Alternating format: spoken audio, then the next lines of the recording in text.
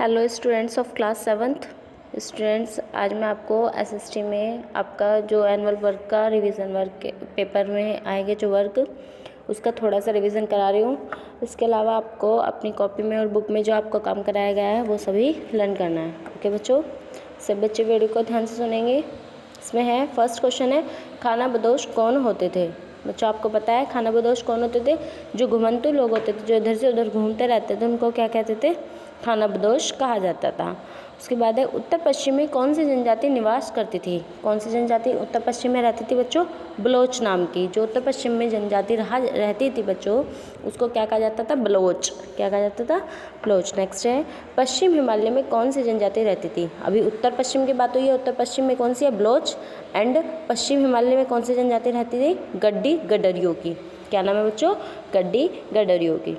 फिर नेक्स्ट है, लद्दाख में हेमिस एक जो है जगह है वो प्रसिद्ध है। वो किस चीज़ के लिए प्रसिद्ध है? बौद्ध मठ के लिए। जो बौद्ध का मठ होता था उसका नाम था हेमिस। ये कहाँ है? लद्दाख में। ओके बच्चों। फिर नेक्स्ट है, थोक व्यापारी कौन होते थे। कौन होते थे थोक व्यापारी? वे व्यापारी जो बड़ी संख्या में सामान खरीदते हैं, जो सामान बहुत बड़ी संख्या में खरीदते हैं, जिनसे हम फिर बाद में लेते हैं सामान, वो क्या कहलाते हैं बच्चों? थोक व्यापारी कहलाते हैं। इसी के साथ क्वेश्चन था, साप्ताहिक बाजार कौन से होते हैं? जो सप्ताह में एक दिन, एक विशेष दिन लगते हैं, वो साप्ताहिक बाजार होते हैं। इसी प्रकार से कॉम्प्लेक्स बाजार भी थे आपके। नेक्स्ट है, सहारा रेगिस्तान किस महाद्वीप में स्थित है। किस महाद्वीप में? अफ्रीका महाद्वीप में, को पता है। फिर है, क्षेत्रफल की दृष्टि से भारत का सबसे बड़ा राज्य, यानी कि क्षेत्रफल की देखें तो हम सबसे बड़ा राज्य कौन सा है? राजस्थान। और क्षेत्रफल की दृष्टि से अगर हम भारत में बात करें तो कौन सा सबसे छोटा राज्य है? गोवा। ठीक है बच्चों। फिर नेक्स्ट है, विश्व में कौन से दो प्रकार के रेगिस्तान पाए जाते हैं। कौन से दो पाए जाते हैं? गर्म रेगिस्तान और ठंडा रेगिस्तान। अगर हम गर्म रेगिस्तान की बात करें तो बच्चों कौन सा है?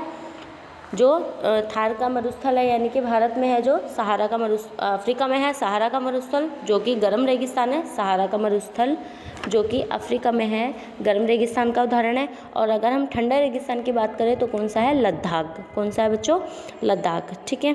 फिर नेक्स्ट है, सहारा अफ्रीका के किस भाग में स्थित है? उत्तरी भाग में। कहाँ पे स्थित है बच्चों? उत्तरी भाग में। रेगिस्तान की विशेषता क्या है? विरल वनस्पति। विरल मतलब बहुत दूर दूर वहाँ पर वनस्पति है, बहुत मिली जुली नहीं है, क्योंकि वहाँ पर पानी की कमी है और सारे में रेती रहता है। इस प्रकार से वहाँ पर विरल वनस्पति पाई जाती है। फिर है बच्चों लामायुरु। लामायुरु क्या है? लामायुरु भी बच्चों एक बौद्ध मठ का नाम है। क्या है? बौद्ध मठ। ओके। फिर है, रेड इंडियन किसे कहा जाता है? किसे कहा जाता है रेड इंडियन? प्रेयरी के घास के मैदान अमेरिकी मूल निवासी को रेड इंडियन कहा जाता है। जो प्रेयरी के घास के मैदान है बच्चों, उसमें जो अमेरिका के मूल निवासी जो पहले से चले आ रहे हैं, बहुत सालों से वहाँ पर रह रहे हैं, अमेरिका के मूल निवासी जिन्हें कहा जाता है, उन्हें क्या कहा जाता है बच्चों? रेड इंडियन कहा जाता है। फिर नेक्स्ट है, प्रेयरी किसे कहते हैं? उत्तरी अमेरिका के शीतोष्ण घास स्थल को क्या कहा जाता है बच्चों? प्रेयरी कहा जाता है। विश्व की स्वर्ण राजधानी किसे कहा जाता है? जोहान्सबर्ग को। किसे कहा जाता है बच्चों? जोहान्सबर्ग को। विशाल मवेशी फॉर्म को क्या कहा जाता है बच्चों? रेंच। क्या कहा जाता है? रेंच। फिर है, चिनूक क्या है? चिनूक क्या है बच्चों? गर्म हवा, जो एक शीत ऋतु में बहती है, वो क्या है? गर्म हवा। उसके बाद है, मिसिसिपी नदी अपवाहित करती है संयुक्त राज्य अमेरिका में। मिसिसिपी नदी कहाँ से बहती है? संयुक्त राज्य अमेरिका से। फिर है, डेक्कन्सबर्ग पर्वत किसके पश्चिम में है? किसके पश्चिम में है? वेल्ड के। किसके है बच्चों? वेल्ड के। फिर है, कुडू। कुडू क्या है? कुडू है एक पशु है। क्या है बच्चों? पशु है। फिर है, काऊ-बाऊ पाया जाता है। काऊ-बाऊ कहाँ पाया जाता है? प्रेयरी में। कहाँ पाया जाता है बच्चों? प्रेयरी में। फिर है, विश्व का धान्यागार किसे कहा जाता है? धान्यागार किसे कहा जाता है बच्चों? प्रेयरी को। किसे कहा जाता है?